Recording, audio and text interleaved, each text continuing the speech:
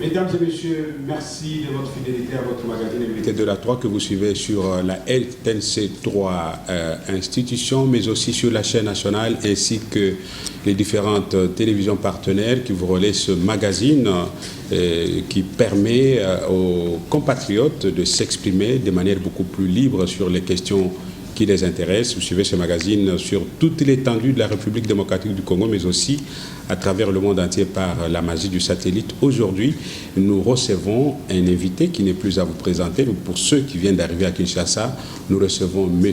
Thierry Monsenepo Mtoto, qui se trouve être président de la Ligue des jeunes de la Convention des Congolais Unis, parti cher à Lambert Mende Omalanga. Il est de surcroît cadre à l'Union sacrée. Avec lui, nous allons essayer de parler du bilan du président Tshisekedi depuis qu'il est à la tête du pays. Monsieur Thierry Monsenepo, bonjour. Bonjour. Merci de cet honneur que vous nous faites encore une fois de plus d'être sur notre plateau.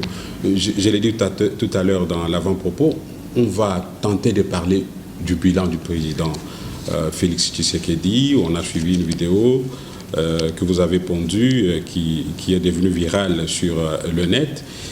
De quel bilan allons-nous parler? Son bilan avec sous le FCC cash ou après le FCC cash? Moi, je suis de l'avis que le bilan d'un chef de l'État, c'est le bilan de la population.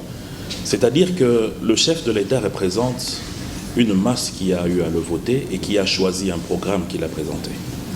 Et le chef de l'État actuel, certes, a connu beaucoup d'embûches au début de son mandat. D'abord avec un accord assez compliqué avec nos amis du FCC. Ensuite, certaines causes exogènes, dont la pandémie de Covid, qui a fait ralentir l'économie du monde entier. Ensuite, cette guerre en Ukraine et finalement l'agression que subit notre pays. Tout cela a eu à entacher tant soit peu le bilan du chef de l'État.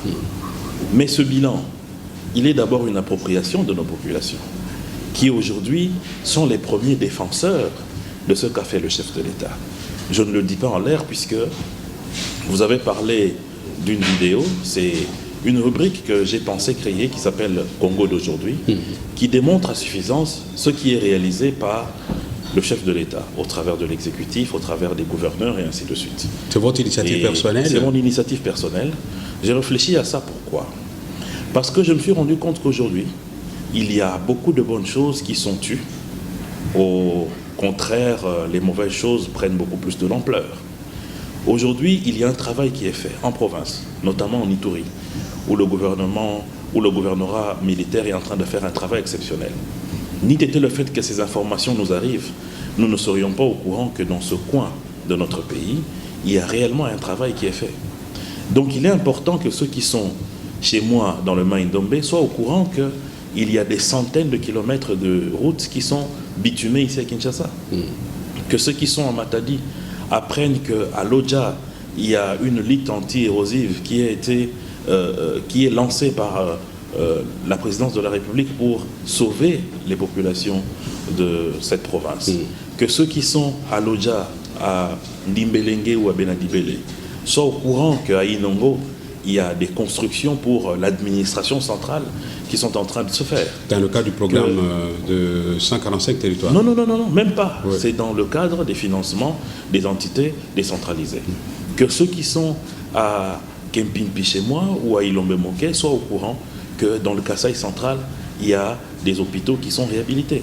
C'est grâce à cette visibilité qu'on peut comprendre et connaître exactement ce qui est fait. Maintenant, lorsque nous faisons des sondages qui sont purement classiques, on se rend compte que les populations sont heureuses de voir que réellement, il y a un travail qui est en train d'être abattu. C'est vrai que ce travail n'est pas une panacée, c'est-à-dire que nous ne sommes pas encore au summum de ce qui a été prévu. C'est vrai qu'il y a encore des difficultés dans beaucoup de secteurs, notamment le secteur social. Mais je peux dire aujourd'hui, de manière assez satisfaisante, que réellement, il y a un travail et la population s'approprie le résultat de ce travail.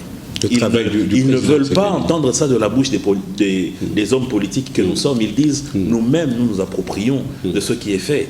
Parce que c'est vraiment quelque chose de très rare que nous puissions avoir un président qui est à l'écoute Des populations qui peuvent un jour dire « ici on n'a jamais vu la route », 2 jours après ils voient les bulldozers qui arrivent.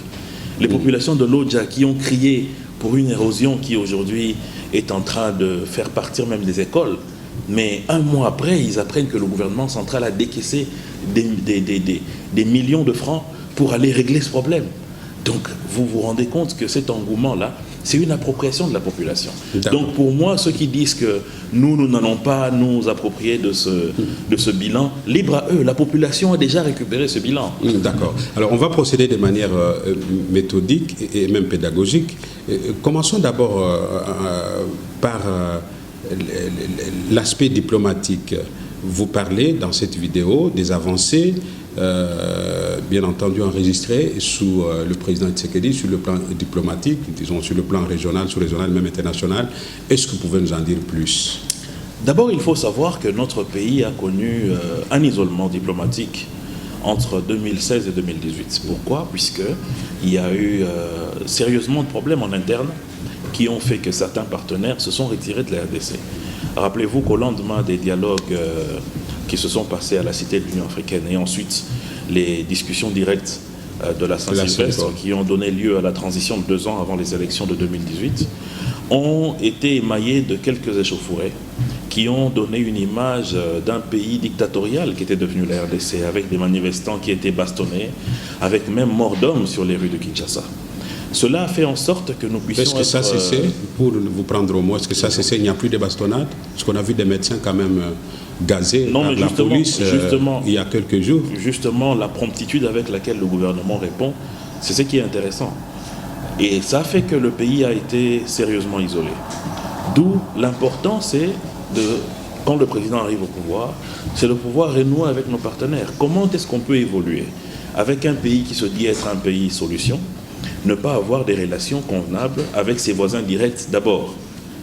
On se regardait en chien de faïence avec l'Angola, avec Congo-Brazzaville, avec le Rwanda, l'Ouganda, le Burundi, même si aujourd'hui avec le Rwanda il y a eu rechute de ces climats de chaleur qu'on avait enregistrés. Avec la Tanzanie, c'était pareil, avec la Centrafrique. Il y avait énormément de problèmes. D'où l'importance de cette diplomatie pour permettre d'abord à ce qu'il y ait cette réouverture des contacts, parce que les populations de la RDC qui habitent les provinces limitrophes avec nos pays voisins ont besoin de cette relation paisible avec les voisins pour commercer, pour faire tout ce qu'ils peuvent faire. Ensuite, il y a eu les partenaires multilatéraux que nous connaissons, notamment avec le FMI et la Banque mondiale, qui appuient énormément notre gouvernement et notre pays. On ne pouvait pas continuer à vivre en autarcie avec ces grandes institutions.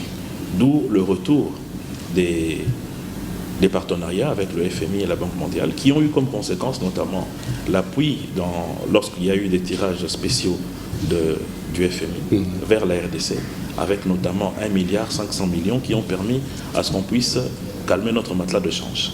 Au-delà de cela, il y a des projets avec la Banque mondiale qui ont repris avec la construction d'une centrale solaire à Menkao et des appuis directs au niveau de la Régie des eaux, de la SNEL et d'autres entités aussi. Parlons de ces stations d'énergie solaire à Menkao. Où est-ce qu'on en est concrètement? Parce que la question énergétique se pose avec acuité en RDC et à Kinshasa. Je pense que les études ont été déjà établies et que la construction va commencer sous peu.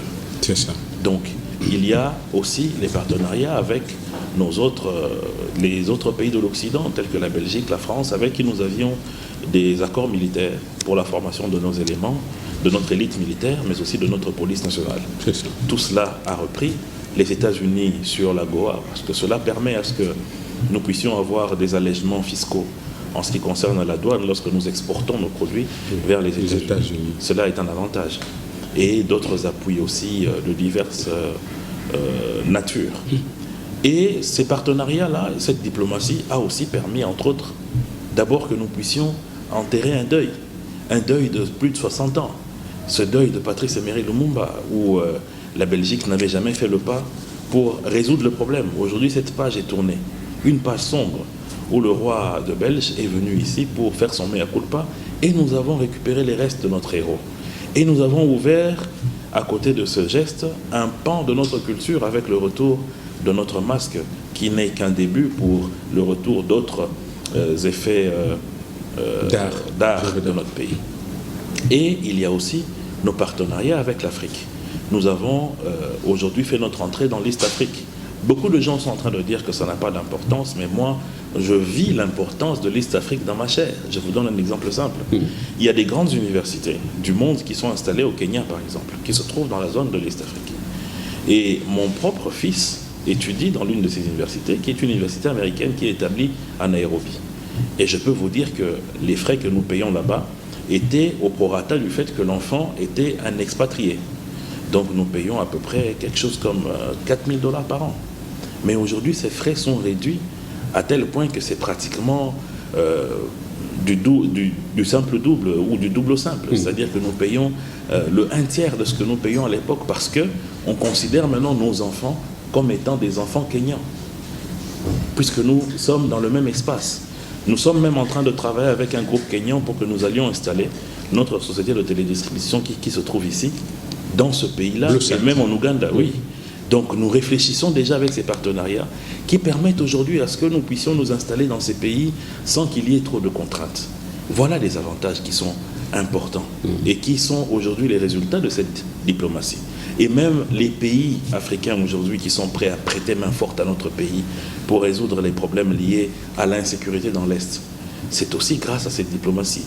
Vous avez vu comment promptement l'Angola a accepté de pouvoir aider matériellement et financièrement notre pays pour cette quête de la paix. Aux côtés de l'Angola, il y a la Tanzanie, il y a aussi le Kenya qui a même déjà envoyé les troupes, il y a le Burundi. Tout cet engouement, toute cette sympathie dont bénéficie notre pays est due à ce partenariat important. En d'autres termes, vous voulez démontrer ici que les opposants au président Tshisekedi, qui disent que ces multiples voyages à l'étranger n'ont servi à rien, ont tort. Totalement tort. Puisque lorsque nous voyons de manière numéraire ce qui est réalisé et ce que le pays a gagné, c'est énorme. Aujourd'hui, la Turquie a repris ses investissements ici avec la construction de plusieurs bâtiments de R+, je ne sais combien d'étages en face du palais de justice. Il y a des hommes d'affaires turcs qui sont en train d'investir ici dans plusieurs domaines, même de la télécommunication. Donc il y a comme ça plusieurs exemples à vous citer, à n'en point finir. Tout à fait. Alors sur la même lancée, il y a aussi le fait que le président Tshisekedi a eu le bonheur d'être successivement vice-président, puis président en exercice de l'Union africaine. Qu'est-ce que la RDC a tiré de cette opportunité? D'abord, une grande visibilité. Le fait qu'un pays soit connu, cela est important puisque ça permet à certains investisseurs de pouvoir jeter finalement un œil sur les opportunités qu'il y a dans ce pays. Cette présidence a été pour nous un miroir. Ça, c'est le 1. De 2, c'est de faire avancer notre organisation, parce qu'on s'est toujours plaint du fait que l'Union africaine n'a pas suffisamment d'atouts pour finalement s'affermir comme l'est l'Union européenne. Oui. Et le passage à la tête de cette organisation de notre chef de l'État a permis notamment d'établir certains types de critères pour la protection de la femme. Et aussi, au-delà de cela, sur le prix littéraire. Rappelez-vous que déjà, la plupart des écrivains et écrivaines de notre continent regardent vers l'Occident pour avoir les prix Goncourt, pour avoir les prix Nobel et ainsi de suite. Mais maintenant, il y a un prix africain de la littérature. C'est sous la présidence du président actuel. Et sans compter aussi le fait que la RDC a participé à la pacification des relations entre l'Éthiopie et l'Égypte. C'est une destinée africaine que s'est doté notre pays. Et cela fait partie du bilan diplomatique du chef de l'État. Tout à fait. Alors, pour revenir à la question de cette solidarité au niveau sous-régional, des pays qui sont disposés à aider le Congo à pacifier sa partie orientale, mais il se pose toujours cette épineuse question de la duplicité de certains voisins, notamment l'Ouganda et le Rwanda. Parlons de l'Ouganda, dont on a dit que ses troupes seraient intervenues pour sécuriser le M23 quand il était sous le feu des FARDC. Est-ce que vous pensez que ça va porter des fruits, cette politique d'ouverture vers cette communauté d'Afrique de l'Est, pardon, je voulais dire? Je pense que le chef de l'État a suffisamment démontré de la bonne foi de la RDC envers tous nos voisins. Aujourd'hui, si la communauté internationale condamne à l'unanimité cette agression, c'est puisqu'il n'y a plus d'arguments pour présenter la RDC comme étant un partenaire hostile dont il faut se prévenir. Aujourd'hui, la RDC a des bonnes relations avec tous ses 8 voisins, sauf le Rwanda, qui continue avec des appétits gloutons sur les les ressources minières de notre pays. C'est cela son calcul. Et c'est ce qui explique aussi le fait qu'il utilise ses hommes liges à chaque fois, notamment le M23. Hier, c'était le CNDP, et bien avant, d'autres groupes rebelles aussi. L'Ouganda, aujourd'hui, ce n'est pas étayé de manière documentaire que l'Ouganda serait en train d'agresser notre pays. Mais sur le plan documentaire, surtout par les experts des Nations Unies, c'est prouvé, noir sur blanc, que le Rwanda appuie le M23 sur le plan tactique, militaire, mais aussi financier. Donc tout cela prouve à suffisance qu'il y a de la mauvaise foi. Puisque le chef de l'État, lorsqu'il arrive, il tend la main au président rwandais. Il lui dit, écoute, au lieu que je puisse construire un mur comme les États-Unis font avec le Mexique, moi je te propose qu'on ait des partenariats win-win. Et sur base de cela, il y a eu 3 partenariats qui ont été signés. Un partenariat pour notre société qui s'appelait Sakima à l'époque, qui exploite de l'or, avec une autre société rwandaise qui exploite aussi de l'or, pour qu'il y ait une mutualisation du travail pour le raffinage de ce produit. Ensuite, il y a eu 2 accords sur la double imposition, pour éviter à ce que nos commerçants, qui la plupart exportent les produits vivriers vers le Rwanda, puissent être imposés et en RDC et au Rwanda. Donc tout cela, c'était en vue de pouvoir satisfaire les populations des 2 pays. Mais cela n'a pas suffi à ce président qui a d'autres appétits sur les richesses de la RDC. Donc pour nous, nous disons que c'est une affaire qui ne concerne pas le peuple rwandais, le peuple congolais qui vivent ensemble depuis très longtemps et de manière apaisée. Mais c'est un problème d'une vision négative que porte en lui le président de ce pays, qui pour des appétits privés est en train de pouvoir sacrifier l'avenir de son propre pays. Parce que quand il faut parler du Rwanda, il ne faut pas voir tout ce qui est écrit sur les maillots de PSG et tout le reste. C'est un pays pauvre. Un pays pauvre qui dépend de l'aide internationale. Si aujourd'hui ce pays continue à être noirci, comme c'est le cas aujourd'hui, à cause d'une agression qui n'a pas de cause, mais les bailleurs de fonds vont fermer le robinet, et la conséquence sera que sa population va se retourner contre lui parce qu'elle va sérieusement souffrir. Donc cette aventure, malheureusement, va très mal se tourner pour le président de ce pays, mais malheureusement aussi pour nos frères et sœurs qui habitent ce pays, parce qu'ils vont, de manière collatérale, subir les conséquences de ce qui est en train de se passer. Alors, comment expliquez-vous qu'après le brillant, le grand oral du président Tshisekedi à la tribune des Nations Unies, et même la partie qu'il a eue avec son homologue rwandais sous la médiation française, que Bunagana continue à être occupé jusqu'à aujourd'hui? Je pense que d'abord l'appropriation de ce dossier a été faite au niveau des organisations sous-régionales. L'Union africaine a donné cette responsabilité au président Lorenzo, qui a la charge de pouvoir approcher les vues des différents protagonistes dans le dossier pour essayer de dégager une voie diplomatique pour solutionner le problème. Mais lorsque finalement cette voie ne va pas donner ses fruits, la RDC prendra ses responsabilités. Ici, le chapitre militaire n'a jamais été écarté. Le gouvernement congolais n'a jamais dit qu'on va mettre de côté le fait que nous puissions utiliser les forces militaires. Mais étant donné que l'Union africaine, la CIRGL, la SADC nous ont orientés vers un dialogue, vers une résolution pacifique de ce conflit, il est important que la RDC l'observe. Pourquoi? Pas par faiblesse, parce que militairement nous pouvons écraser ces hommes liges du Rwanda du jour au lendemain, mais puisque un président de la République a d'abord la responsabilité de protéger ses concitoyens, qu'ils soient civils ou militaires. Il ne faut pas être un va-t-en-guerre seulement pour satisfaire son ego. Il faut aller en guerre lorsque c'est l'ultime solution. Étant donné que nous avons 2-3 étapes qui sont avant cette étape de la guerre, il faut l'exploiter pour permettre à ce que nos populations puissent éviter une énième guerre, que nos militaires puissent éviter de se faire tuer, puisque certes, nous allons attaquer, mais il y aura aussi une contre-offensive qui va avoir des victimes dans nos rangs. Si le président de la République, en tant que commandant suprême, pense à ces personnes et privilégie d'abord un pan de diplomatie, je pense qu'il faut aller dans ce sens-là. Tout à fait. Alors, comment aussi expliquez-vous le fait que certains préconisent un dialogue au sein de la classe politique congolaise pour faire un bloc et stopper l'avancée des forces ennemies, mais d'autres proposent par contre le dialogue entre le Congo, la RDC et les voisins, notamment le Rwanda et l'Ouganda. Comment expliquez-vous cette contradiction majeure selon certains analystes? D'abord, entre Congolais, lorsqu'il s'agit Qu'est-ce qui est prioritaire? Lorsqu'il s'agit de l'agression de notre pays, oui. On ne peut pas parler de dialogue entre nous. Il va de soi que nous puissions être comme un seul homme pour faire face à cette agression. Mais comment être comme un seul homme sans initiative? Il faut qu'il y ait une initiative. Mais écoutez, c'est comme si qu'il y ait une impulsion. Non, mais écoutez, c'est comme si aujourd'hui, oui. Vous êtes père de famille, vous êtes dans votre maison, la maison prend feu. Avant de pouvoir éteindre, votre fille sort de la chambre, elle vient d'abord, non papa, réunissez-nous d'abord, faites un conciliabule, qu'on réfléchisse, qu'on parte combattre le feu d'une même voix. Mais pendant que vous êtes en train de parler, la maison est en train de brûler. Il faut que celui qui a un seau, d'abord, jette sur l'eau, sur le feu. Celui qui a un gobelet d'eau, jette d'abord, ainsi de suite. C'est une fois que le feu sera éteint, pour que prochainement il n'y ait pas de feu, on peut maintenant s'asseoir. Bon, comment on fait pour que prochaine fois il n'y ait pas de feu? Mais pendant que ça brûle, vous êtes en train de toquer dans la chambre de papa. Papa, viens d'abord qu'on fasse un conciliabule pour réfléchir de comment on va orienter l'action contre le feu. Mais la maison va partir. Maintenant, pour ceux qui pensent qu'il faille nécessairement parler avec les voisins, mais le chef de l'État l'a fait. Reparler encore, mais pourquoi? Le chef de l'État l'a fait.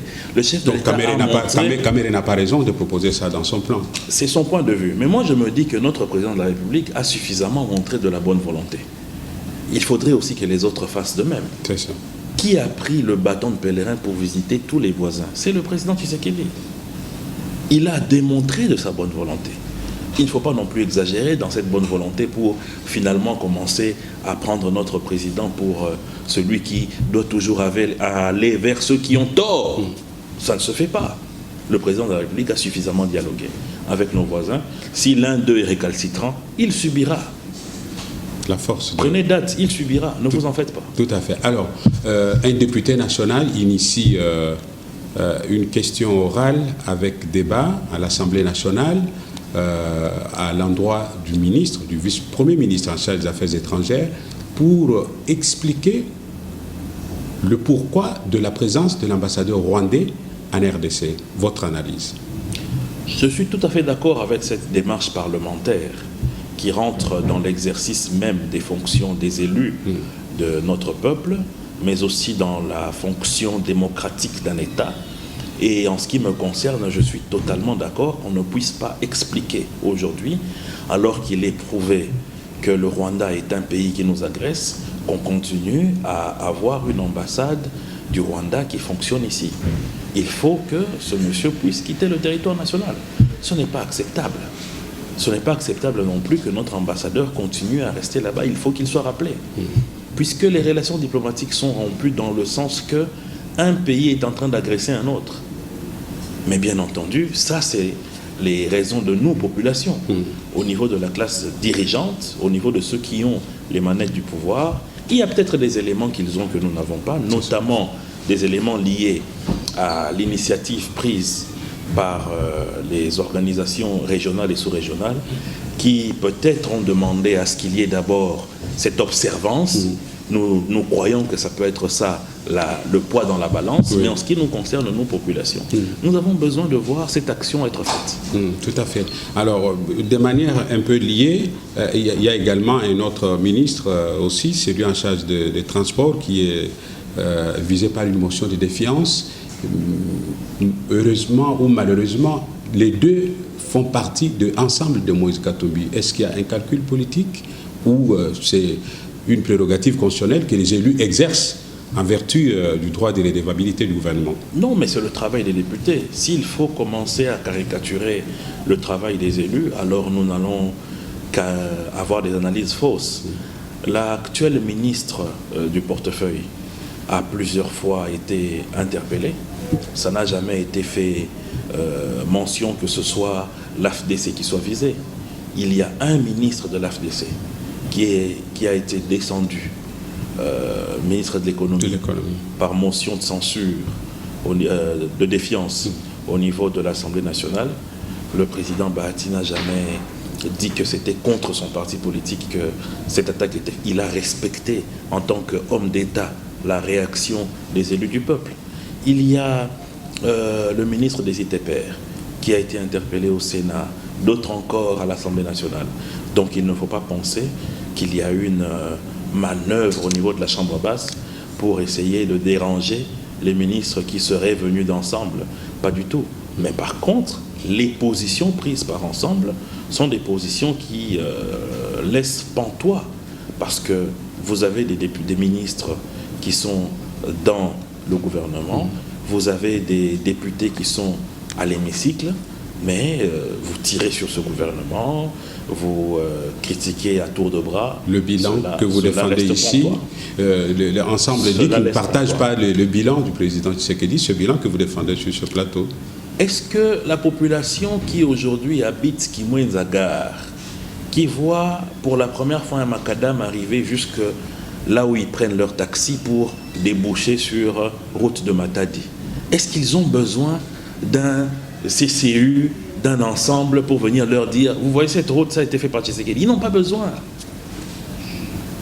L'élève congolais qui étudie à Nairobi, qui aujourd'hui paye le Minerval comme s'il payait ici à l'Unikin, est-ce qu'il a besoin qu'un AFDC, un CCU, un IDPS aille lui dire « C'est grâce à la diplomatie de Tshisekedi ». Il vit ça. Un Congolais, une Congolaise qui vit à Lodja, qui voit des pelles mécaniques arriver pour résoudre une érosion qui existe depuis 6 ans aujourd'hui, est-ce qu'il a besoin qu'on vienne lui dire non? Non, il vit cette action. Donc, tout ça, ce ne sont que des élucubrations en vue peut-être d'un repositionnement politique ou peut-être pour essayer, par manque de discours, d'exister dans la presse, dans les discussions politiques comme ce que nous faisons, mais sur le plan politique, sur le plan stratégique, la population est le meilleur allié. La population meilleure alliée, mais qui ne semble pas se retrouver dans l'assiette quotidienne, dans le panier de la ménagère. Là, il y a encore des défis à relever. Ah, mais oui, il y a énormément de défis. Est-ce qu'il faut attendre l'exécution totale du programme de développement des 145 territoires pour que la population mange au moins une fois le jour, deux fois? Entre autres, mais il y a aussi une chose qu'il faut savoir, c'est que depuis que notre pays existe, c'est la première fois qu'on va enregistrer un budget d'autant de milliards. 14 milliards de budget. Et ce montant va se ressentir dans l'assiette des Congolais. Si avec 5, 9 milliards, il y a déjà eu ce qu'il y a eu, et avec 14 milliards, les Congolais vont vraiment ressentir dans leur chair que réellement le gouvernement travaille. Et c'est un processus. Il fallait d'abord régler la question de la gratuité de l'enseignement, qui a permis à des millions d'enfants d'entrer sur le chemin de l'école, puisque on peut tout dire, mais parmi les actions phares du chef de l'État, la gratuité, c'est la meilleure action, à mon humble avis. Parce qu'on ne peut pas développer un pays lorsqu'on a une population qui n'est pas alphabétisée en ce 21e siècle. Aujourd'hui, si nous pleurons, nous tous, le phénomène Kuluna, la plupart de ces enfants ont quel âge? 17, 18, 19 ans. Si, il y a 18 ans, on avait articulé la gratuité de l'enseignement, ces enfants allaient avoir une instruction. Cette génération peut-être n'allait pas être dans le Kuluna, ils allaient chercher à être dans la production pour le pays. C'est une énergie que nous sommes en train de perdre. Regardez le petit encadrement qu'on leur donne à Kanyamaka CC. Ils servent au pays, ça signifie que c'est une énergie, mais qui n'avait pas été encadrée. Maintenant, imaginons 5 millions d'enfants qui aujourd'hui bénéficient de la gratuité. Dans 18 ans, mais on aurait eu une bombe ici si ces enfants n'étaient pas scolarisés. C'est sûr. Et aujourd'hui, lorsque ces enfants terminent le cursus, il suffit qu'ils aient à l'INPP. Demain, ils seront cette main-d'œuvre qu'a aujourd'hui la Chine, qui est devenue la grande manufacture du monde. C'est ça.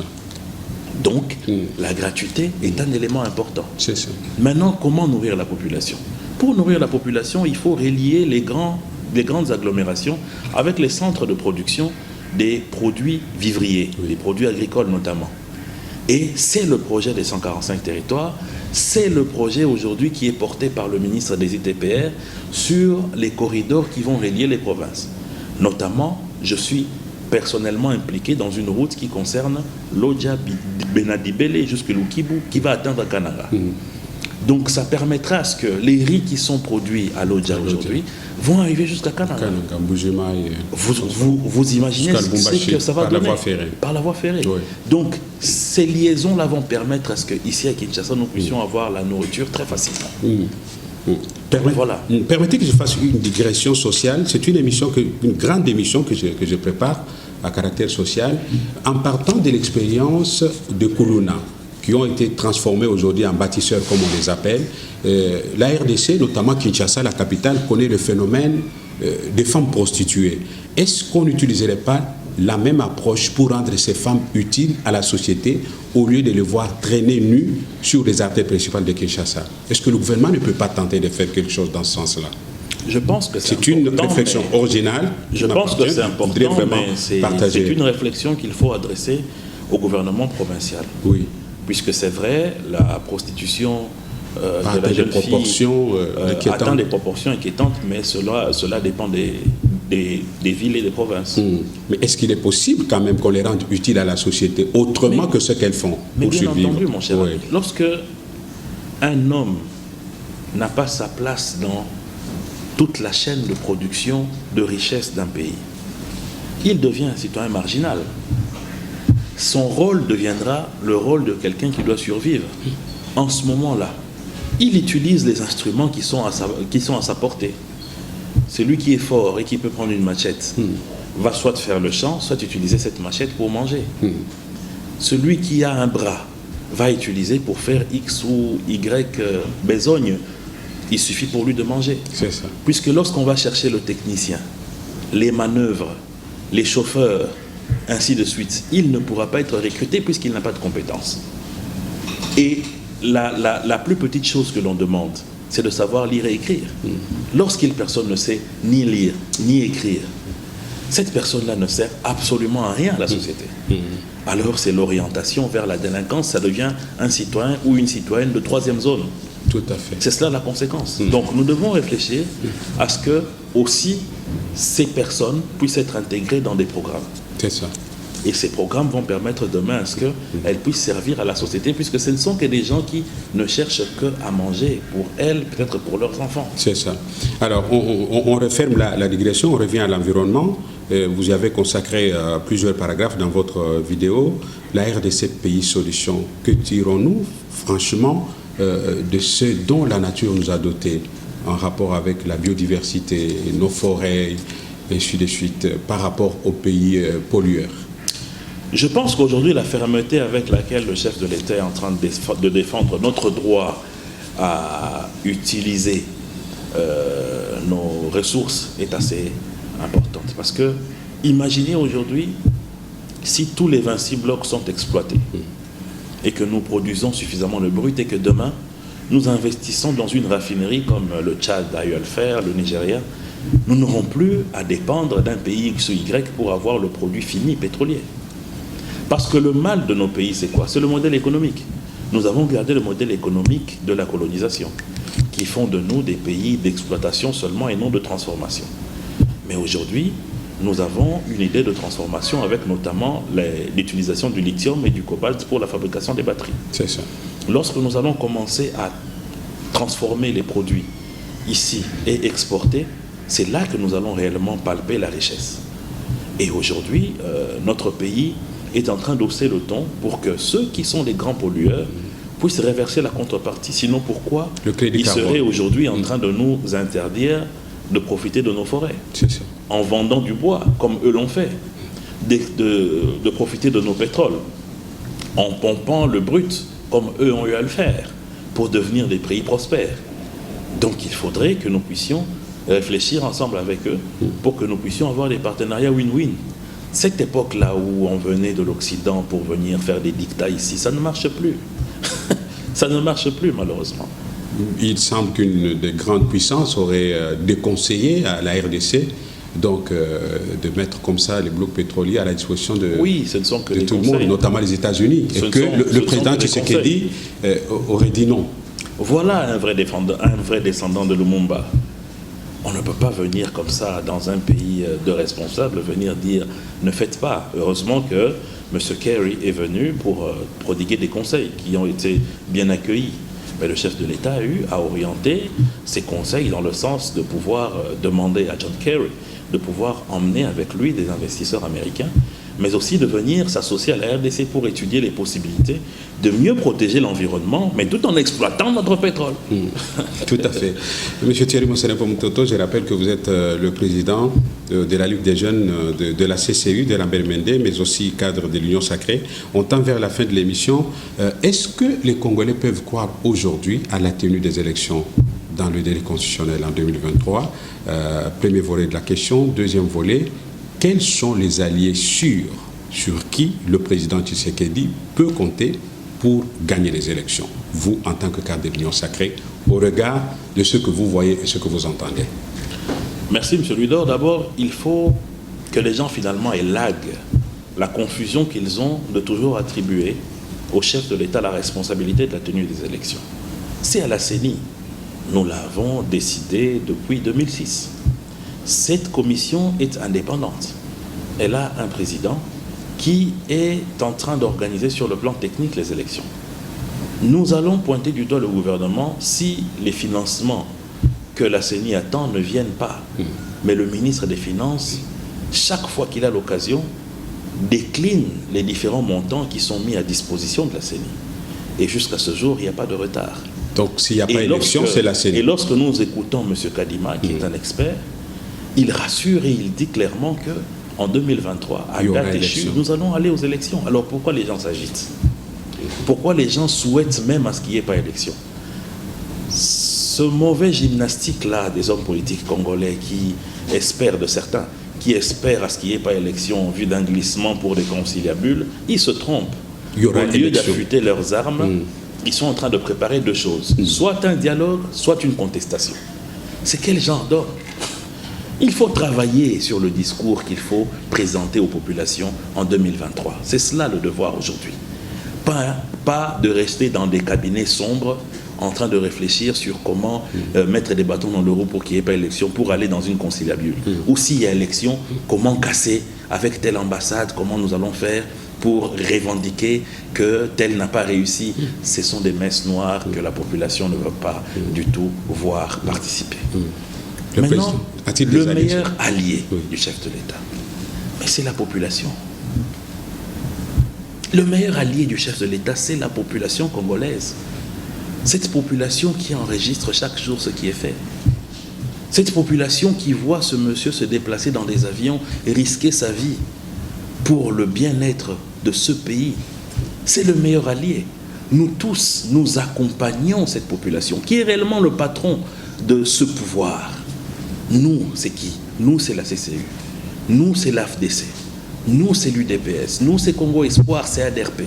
Nous, c'est le PALU. Nous, c'est toutes ces forces vives qui accompagnent le chef de l'État. Mais le vrai allié du chef de l'État, c'est la population. C'est pour cela qu'il faut que chaque jour, nos dirigeants se rendent compte et qu'ils mettent toujours en tête que le peuple d'abord, c'est de comprendre que cet allié, il faut le chérir. Il faut faire en sorte que cet allié mange, qu'il aille à l'école, qu'il ait des soins, qu'il ait une route, qu'il soit sécurisé. Tant que cet allié est bien traité, vous êtes sûr de remporter en 2023. Merci beaucoup. Merci à vous, mesdames et messieurs, d'avoir été des millions à nous suivre dans le cadre de cette émission Invité de la 3 que vous suivez sur la RTNC3 institution, mais aussi sur la chaîne nationale et sur toutes les chaînes partenaires qui relaient ce magazine. Merci à vous, monsieur Thierry. C'est à moi de vous remercier. Monsenepo-Moutoto, pour cette disponibilité toujours et déjà permanente. Merci de nous avoir édifié sur l'ensemble des questions abordées dans le cadre de cette émission en rapport avec le bilan, je peux dire, à mi-chemin du président Tshisekedi, bien entendu à la veille des élections attendues en 2023, vous l'avez confirmé. Mesdames et messieurs, si vous avez aimé cette émission, merci de rester fidèles et de nous écrire à partir du numéro qui s'affiche au bas de l'écran. Toutes vos préoccupations seront transférées à l'invité qui pourra y répondre de l'autre façon. D'ici là, portez-vous très bien. Au revoir.